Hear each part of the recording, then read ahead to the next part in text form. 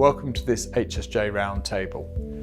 We're exploring the issue of frail older people being trapped in hospital. We've brought a group of people from across the health and social care system to debate the issues, to explore the problems that are leading to older people being trapped in hospitals, to explore some of the best practice examples of where the issue is being tackled across the country, and to see if the broader policy context, STPs, vanguards, etc., are the right response to this particular challenge.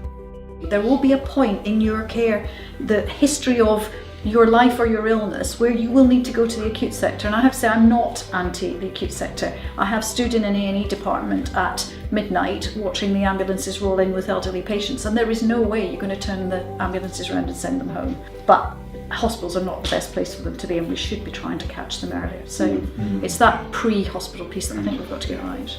We did a recent audit of over 65 turned up in A&E.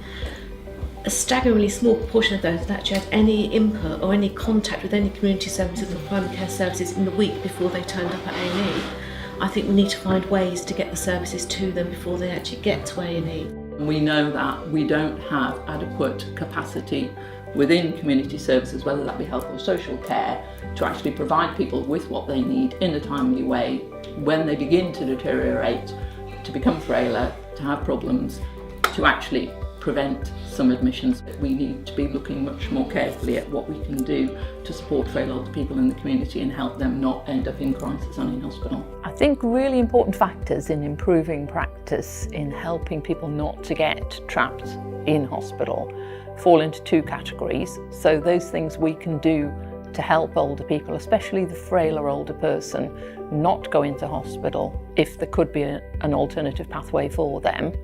And then secondly, to think about how we might help that older person once they've recovered from the acute episode that legitimately took them into hospital and for which they really did need hospital care, help them to recover and get back home again. In our patch, if you're an elderly patient, you can go and sit in A&E for 4, 6, 8, 12 hours, or your GP can assess you and say, the Rapid Response Team, which is a multidisciplinary, multi-agency team, because it's both social care and healthcare, will assess you at home and you'll be seen within 2 hours. And we don't say enough about that kind of input. We have a swoop team, which is a multidisciplinary team. They concentrate on the AMUs, so they're focusing on those. So you've got district nurse, you've got social care, social workers and therapists. So they're looking at people as soon as they've come in and identifying which ones they can take out quickly.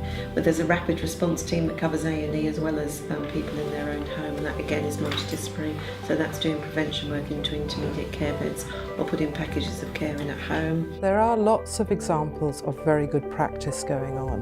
What's difficult is that we're not achieving it across the nation, and I think that's part of the problem. We talked quite a bit about excellent pilots and excellent change that then doesn't transition into a long-term change, and I recognise that, and I think it's reassuring that people around the table also recognise that and are all keen to stop that happening as we move forward and try and make things a bit better.